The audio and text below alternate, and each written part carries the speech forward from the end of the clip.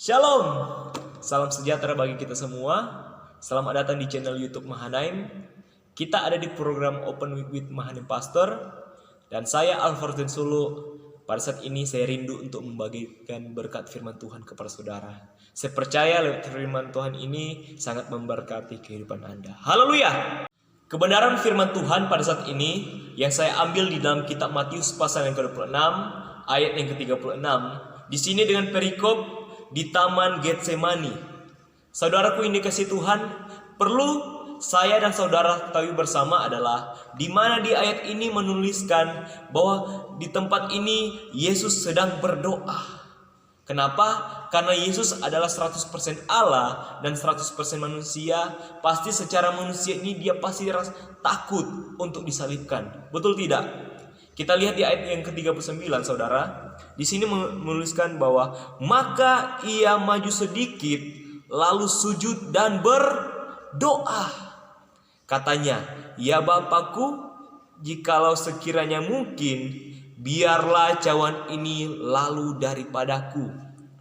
Tadi Yesus sebagai 100% Allah dan 100% manusia, dan di sini karena dia sebagai 100% manusia, pasti dia ada rasa takut. Betul tidak?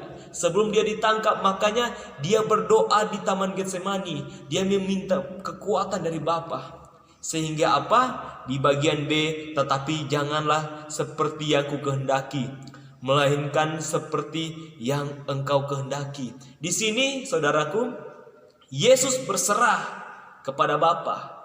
Janganlah seperti yang aku kehendaki, tetapi yang seperti Bapa kehendaki.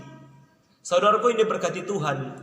Memang di mana hari pada saat ini mengingat momen-momen di mana Tuhan yang kita sembah, dia disalibkan dan dia akan bangkit pada hari ketiga. Di sini kita tahu bersama adalah bahwa dia sebagai 100% manusia pasti ada rasa takut, pasti ada rasa sakit ketika disakiti, pasti ada rasa menderita, baik secara batiniah maupun sakit secara. Tetapi Yesus merelakan segala sesuatu. Dia siap disakiti, siap menderita untuk melakukan tugas Bapa, untuk melakukan visi yang Allah berikan di dalam kehidupan dia, agar firman ini tercapai dalam kehidupan kita. Dan saudaraku yang dikasihi Tuhan, tanpa pengorbanan Yesus di kayu salib, tanpa inisiatif Bapa mengutus putranya Yesus Kristus mati bagi saudara dan saya, mustahil hidup kita diperdamaikan di hadapan Allah. Amin. Dan yang kedua, kenapa Yesus tidak mau turun dari salib? Yang pertama tadi, karena dia bertanggung jawab buat keselamatan saudara dan saya. Dan yang kedua, karena dia Tuhan, dia Allah yang tidak egois buat keselamatan saudara dan saya. Karena dia tahu saudara dan saya adalah orang-orang berdosa. Karena dia tahu kita adalah orang-orang yang sudah mati oleh karena dosa. Tetapi dia tidak egois. Dia lebih memilih untuk disalibkan agar kita diselamatkan. Dia lebih memilih untuk disalibkan. Dia lebih memilih untuk mati di atas kayu salib agar saudara dan saya itu berkenan di hadapan Bapa di sorga. Haleluya. Dan yang ketiga, kenapa Yesus tidak mau turun dari salib? Kenapa? Dan yang ketiga adalah karena kasihnya kepada kita. Dalam Yohanes 3 ayat 16 mengatakan, karena begitu besar kasih Allah akan dunia ini, sehingga dia mengaruniakan anak yang tunggal, agar barang siapa yang percaya kepadanya tidak binasa, melainkan beroleh kehidupan yang kekal. Luar biasa kita memiliki Tuhan yang luar biasa. Amin, saudara. Sangat luar biasa kita memiliki Tuhan yang sangat baik dalam kehidupan kita. Yang pertama, kenapa dia tidak mau turun dari salib? Kenapa dia memilih untuk mati di atas kayu salib? Hal yang pertama tadi saudara, karena dia Allah yang bertanggung jawab buat keselamatan saudara dan saya. Dan yang kedua, dia tidak egois. Dan yang ketiga adalah karena kasihnya kepada saudara dan saya. Karena cintanya, karena kasihnya, Karena cintanya kepada saudara saya, maka dia lebih memilih untuk berkorban, mati di atas kayu salib, untuk membayar setiap hutang dosa kita, untuk membayar setiap dosa-dosa kita, agar hidup kita yang dahulunya hidup dalam kegelapan, dan Tuhan membawa kita menuju terang yang ajaib. Katakan amin. Haleluya. Nah, kalau kita melihat di dalam Roma pasal yang ketiga ayat 23 di sini, karena semua manusia telah jatuh ke dalam dosa dan telah kehilangan apa? Kemuliaan Allah. Tetapi di ayat 24 mengatakan, dan oleh kasih karunia telah diberikan dengan cuma-cuma karena penembusan dalam Kristus Yesus. Kita bersyukur kita memiliki Tuhan yang sangat baik, saudara. Kita bersyukur kita memiliki Allah yang sangat baik, Allah yang begitu peduli. Dia tidak pandang setiap masa lalu kita. Dan saya mau katakan kepada saudara, hidup saudara dan saya pada saat ini adalah orang-orang yang berharga di mata Tuhan. Katakan amin. Kenapa saya katakan kita adalah orang-orang yang berharga, saudara? Karena di sini sangat jelas. Ayat ini mengatakan semua manusia telah kehilangan kemuliaan Allah, tetapi Allah memberikan kasih karunia yang cuma-cuma agar hidup kita apa? Berkenan di hadapan Allah Bapa di sorga. Sangat bangga kita memiliki Tuhan yang luar biasa. Sangat bangga kita memiliki Tuhan yang Yesus yang begitu peduli dalam setiap kehidupan kita, saudara. Kan, kalau kita melihat ketika Yesus disalibkan, banyak orang-orang menentang dia pada waktu itu. Dan mereka berkata kepada dia, jika engkau Tuhan, selamatkanlah dirimu. Jika engkau Tuhan, selamatkanlah dirimu dan kami. Jika engkau Tuhan, turunlah dari salib itu. Yang menjadi pertanyaannya, saudara, kenapa Yesus adalah Tuhan? Yesus bisa selamatkan dirinya, Yesus bisa turun dari salib. Tetapi yang menjadi pertanyaannya adalah, kenapa Yesus tidak turun dari salib? Kenapa Yesus tetap berdiam dalam salib?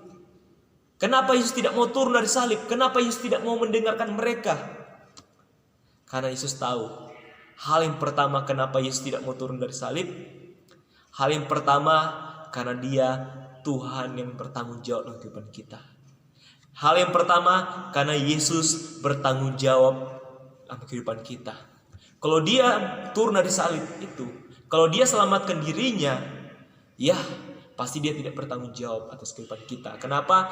Karena dia bertanggung jawab atas keselamatan kita. Dia korbankan dirinya, dia lebih memilih untuk dipaku, dia lebih memilih untuk disalibkan, dia lebih memilih untuk menderita bagi saudara dan saya. Tetapi yang menjadi bagian saudara dan saya adalah apa? Menghargai pengorbanan yang Yesus lakukan dalam kehidupan kita. Menghargai setiap pengorbanan demi pengorbanan, apapun yang Yesus lakukan bagi saudara dan saya, itu yang harus kita hargai, saudara.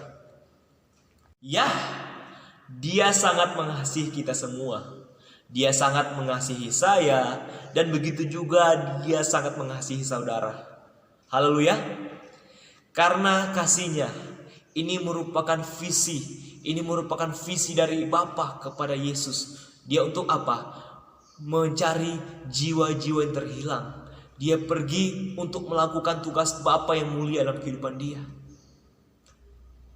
Ketika Yesus berada di dunia ini, 2000 tahun yang lalu, Yesus menyebarkan kasih Bapa kepada banyak orang, bahwa Bapa mengasihi dunia ini. Begitu juga ketika kita yang sudah diselamatkan ini, kita yang sudah ditebus, saudara, kitalah yang adalah generasi Yesus. Kita dapat memberitakan, kita dapat menyebarkan kasih Yesus kepada dunia ini, agar barang siapa yang percaya kepada Yesus, maka mereka lah yang akan diselamatkan. Haleluya. 3 hal ini luar biasa, saudara, yang Yesus lakukan, yang Yesus korbankan. Dia siap menderita, dia siap disakiti. Tetapi kita sebagai orang-orang yang percaya, kita jangan takut untuk disiksa, kita jangan takut untuk dikhianati. Meskipun secara batin kita disakiti, meskipun kita dipermalukan, tetapi apa? Tujuan kita mempermuliakan nama Yesus. Amin, saudara. Saya percaya firman Tuhan ini sangat memberkati kehidupan kita semua. Tetap semangat dan ingatlah bahwa Tuhan Yesus mengasihi saudara. Jangan pernah ragu, jangan pernah putus asa apapun yang akan Anda alami saudara. Jangan pernah merasa minder. Wah, saya orang berdosa, saya tidak layak. Jangan berpikir seperti itu. Ketika kita berpikir seperti itu, saudara, iblis mulai mengintimidasi kita. Dia mulai meracuni setiap pikiran kita agar hidup kita merasa bahwa hidup kita itu tidak berkenan dan tidak layak lagi di hadapan Tuhan. Karena Allah mengasihi kita. Ada ayatnya kok bahwa Tuhan mengasihi kita. Karena begitu besar kasih Allah akan dunia ini. Begitu juga sangat besar cinta yang Bapa berikan kepada saudara dan saya. Untuk itu tetap percaya saudara, Tuhan Yesus mengasihimu. Haleluya. Untuk itu saudaraku yang dikasihi Tuhan, marilah kita mengerjakan segala sesuatu untuk Tuhan.